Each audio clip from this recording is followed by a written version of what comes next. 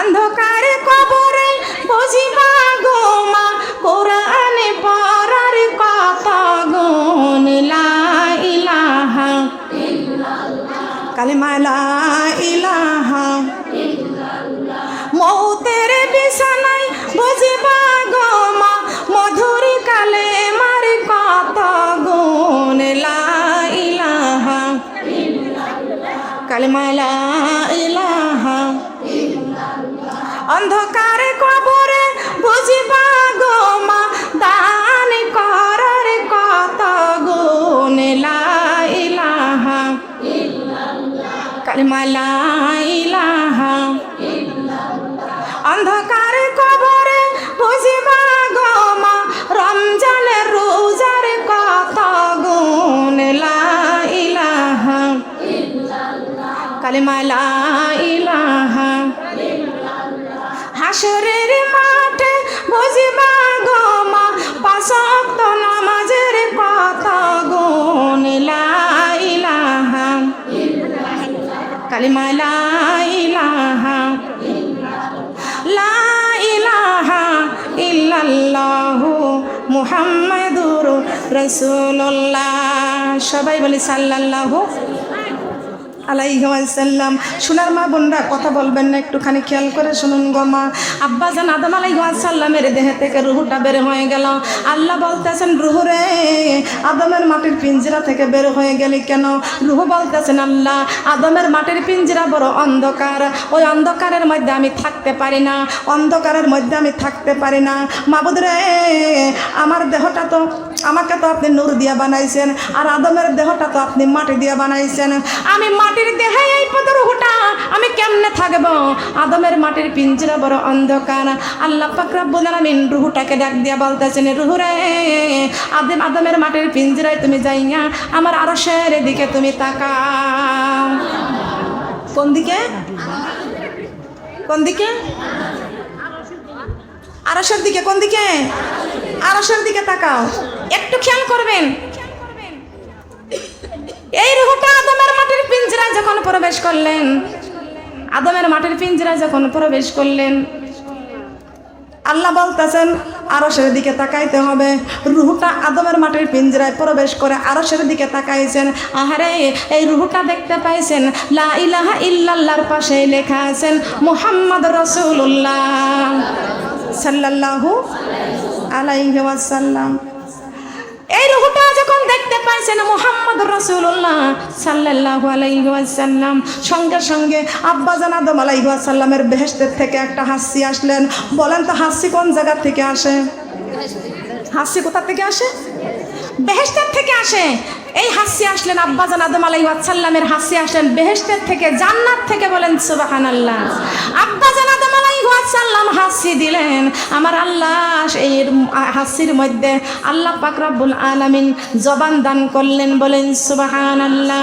আব্বাজান আদম আলাইহিস সালাম হাসি দিয়া বললেন আলহামদুলিল্লাহ। কি বললেন? আলহামদুলিল্লাহ। কেন আলহামদুলিল্লাহ বললেন? আলহামদুলিল্লাহ বলাটা মানে আল্লাহর প্রশংসা করা।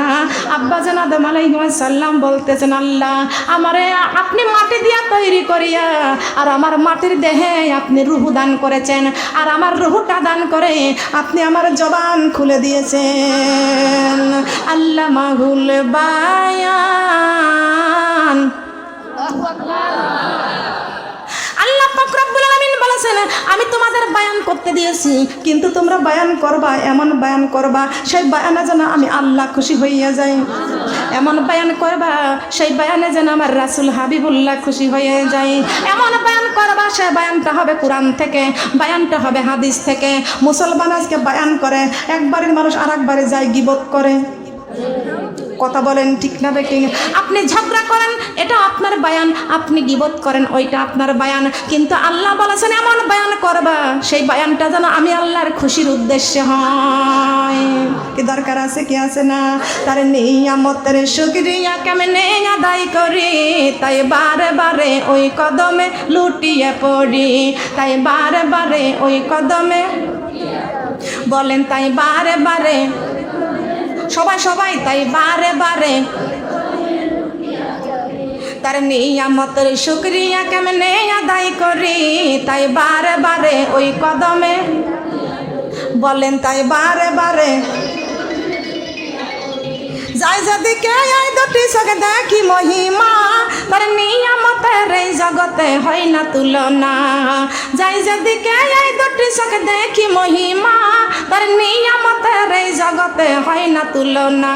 তাই ওই আল্লাহ নাম ওই মধুর নামে জবানে পড়ি, তাই বারে বারে ওই কদমে লুটিয়ে পড়ি, তাই বারে বারে বলেন, তাই বারে বারে ওই কদমে।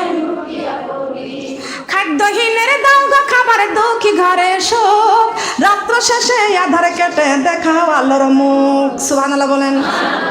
খাদ্যহীনের দাও গো খাবার, দুঃখী ঘরে সুখ, রাত্র শেষে আধার কেটে দেখাও আলোর মুখ।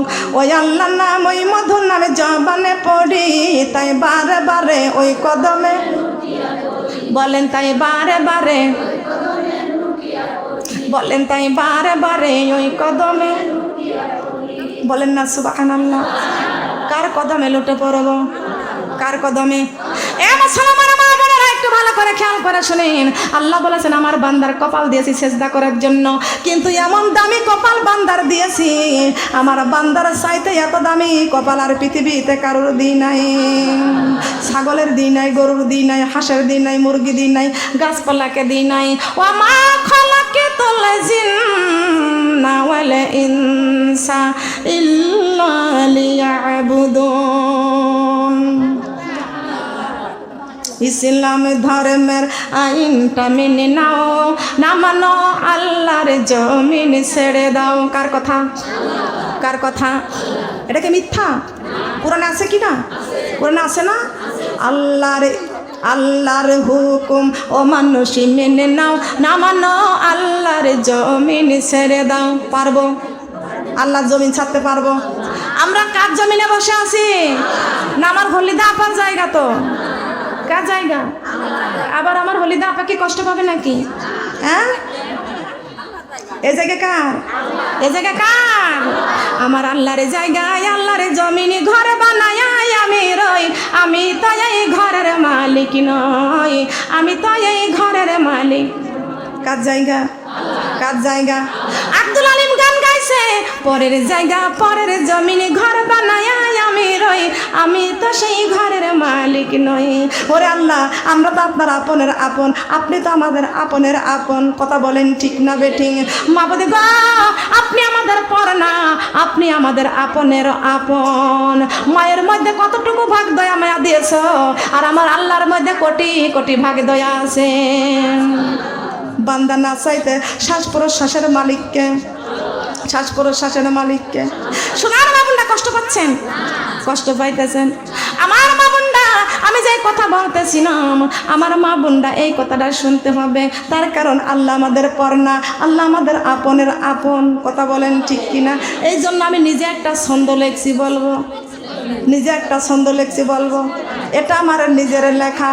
আমার আল্লাহর জায়গায়, আল্লাহর জমিনে ঘরে বানায় আমি রই, আমি তো এই জমির মালিক নই, আমি তো এই ঘরের মালিক নই। আমার মহান আল্লাহর জমিদারি, আমি তার হুকুমে কোরআন পড়ি।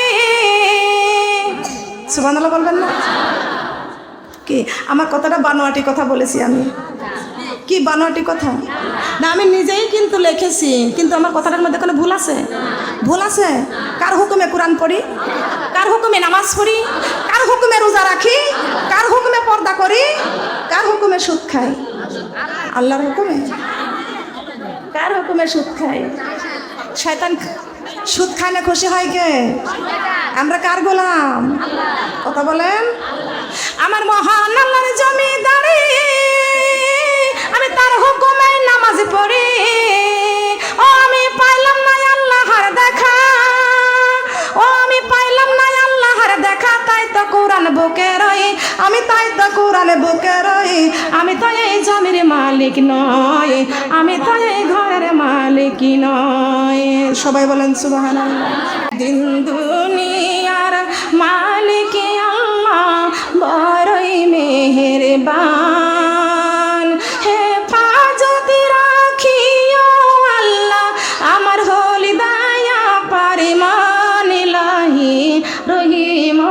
রহমান। দিন দুনিয়ার মালিক আল্লাহ বড়ই মেহেরবান। হেফাজত রাখিও আল্লাহ আমার হলি দয়া পরমান ইলাহি রহিম রহমান। কত দোষের দোষী মোরা নাই কোনো সীমা, নিজ গুণেতে করে দিও, নিজ গুণেতে করে দিও আমাদের ক্ষমা ইলাহি রহিম রহমান। সুবহানাল্লাহ বলেন। মা বোনরা খেয়াল করতে হবে,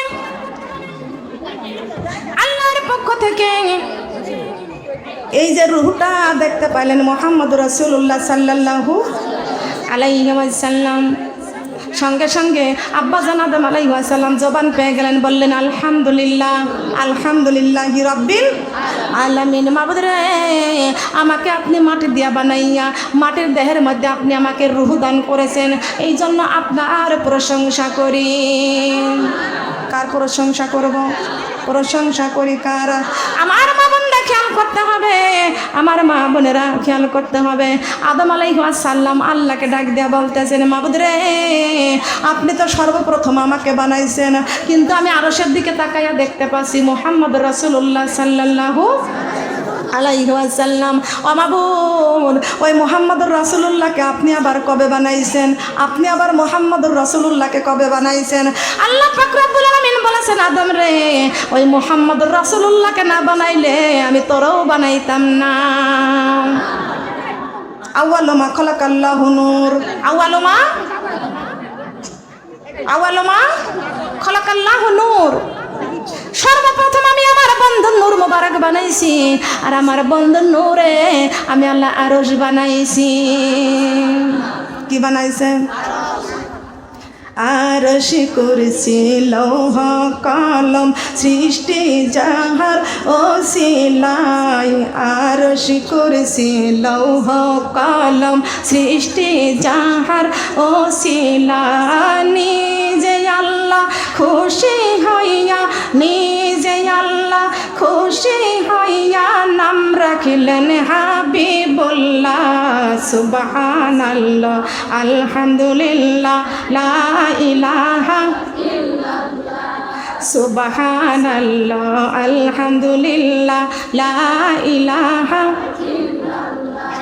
সুবহানাল্লাহ, আলহামদুলিল্লাহ। জোরে হচ্ছে। সুবহানাল্লাহ, আলহামদুলিল্লাহ, লা ইলাহা ইল্লাল্লাহু মুহাম্মাদুর রাসূলুল্লাহ। সবাই বলে সাল্লাল্লাহু আলাইহি ওয়াসাল্লাম। হায়রে অনেক দূরে মদিনা, যাইতে এই মন দেওয়ানা। হায়রে অনেক দূরে মদিনা, যাইতে এই মন দেওয়ানা।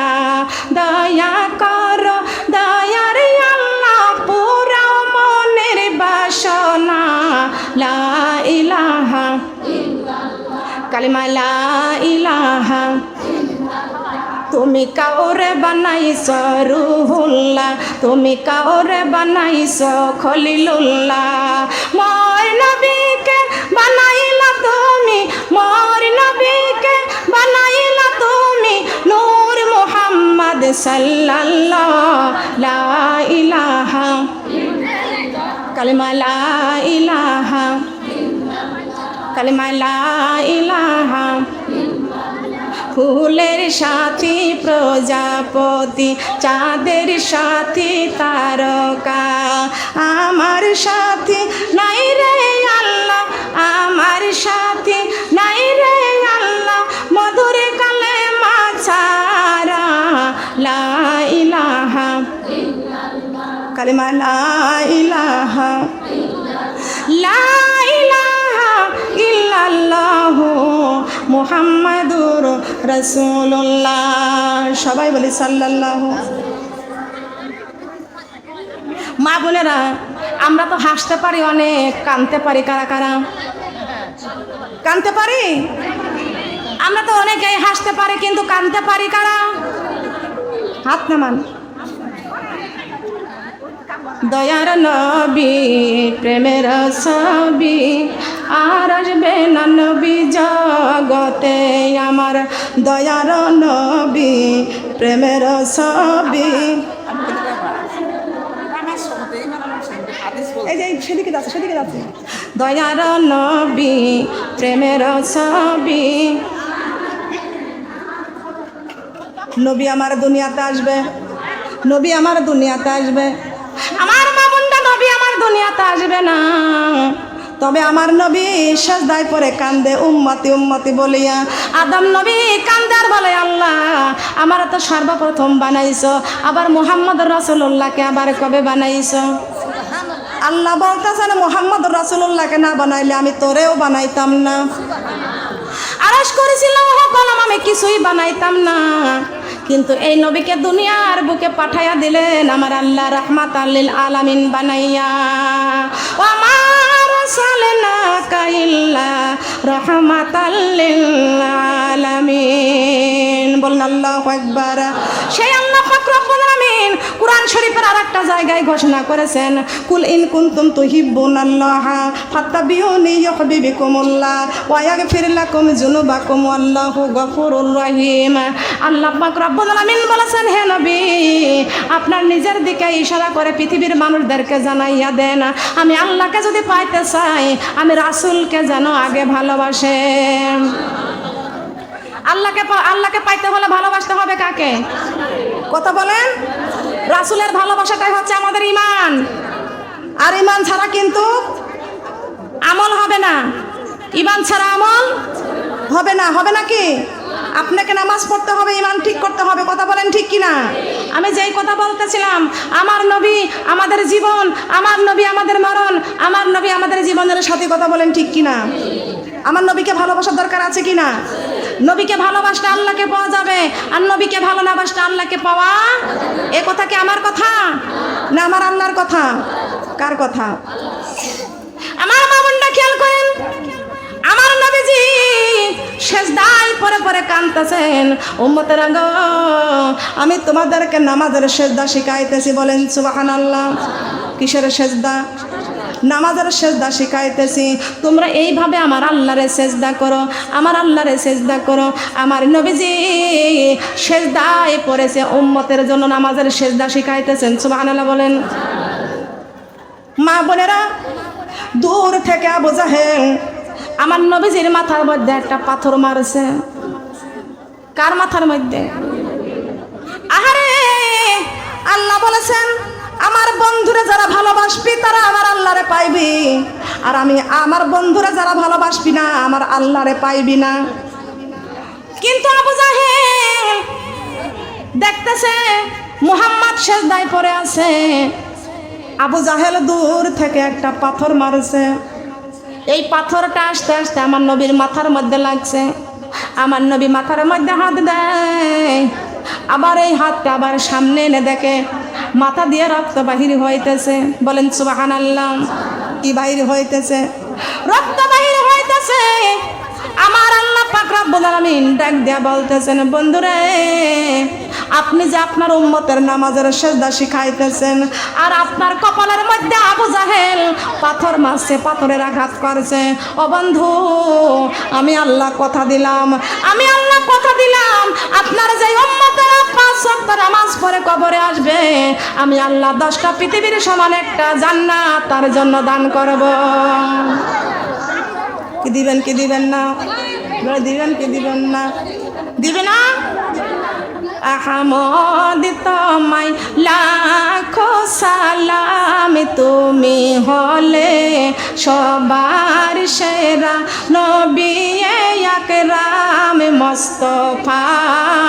আহমদ তোমায় লাখো সালাম, ও নবী তোমার স্মৃতি ঘেরা ওহুদের ময়দান, এই দিনের লাগি শহীদ হলো তোমারই দান দান। তোমার জন্য, তোমার জন্য উম্মত আমরা পেয়েছি কুরআন, তোমার জন্য উম্মত আমরা পেয়েছি, তোমার জন্য উম্মত আমরা পেয়েছি কুরআন। তুমি হলে সবার সেরা নবী আকরাম মুস্তাফা আহমদ তোমায় লাখো সালাম। সবাই বলেন সুবহানাল্লাহ। এই দিনের প্রচার করতে কারা দিল না তোমায়, খোদার হুকুম পেয়ে তুমি গেলে মদিনায়। তোমার দেখে মদিনাবাসী আনিল ঈমান, তোমার দেখে কাফের বেদিন আনিল ঈমান। তুমি হলে সবার সেরা নবী আকরাম। বলেন না আল্লাহু আকবার। সম্মানিত আমার মা বোনেরা, একটু খেয়াল করে শুনতে হবে। আমার নবীজি যুদ্ধর মাঠে গিয়েছেন, কিন্তু আমার মা বোনেরা এই যুদ্ধ থেকে আমার নবীজি মসজিদ নববীতে ঢুকলেন। আমার নবীজি মসজিদ নববীতে যখন ঢুকেছে তখন কিন্তু হযরত বেলাল রাদিয়াল্লাহু তাআলা আনহুমা ডাক দিয়ে বলতেছেন, ইয়া রাসূলুল্লাহ, ইয়া হাবিবাল্লাহ, আপনি অন্যদিন আপনি বাসায় ফিরে আপনি মসজিদে এসে নামাজ পড়েন। ওগো আল্লাহর নবী, আপনার মেয়ে ফাতেমা আজ 15 দিন হলো বাসা থেকে বের হয় না। আল্লাহুম্মা সাল্লি আলা, কোথায় রইলেন দয়ার নবী গো,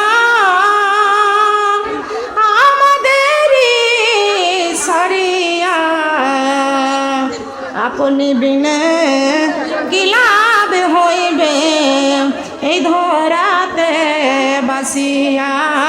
আল্লাহুম্মা সাল্লি আলা, চুপ চুপ চুপ সবাই চুপ।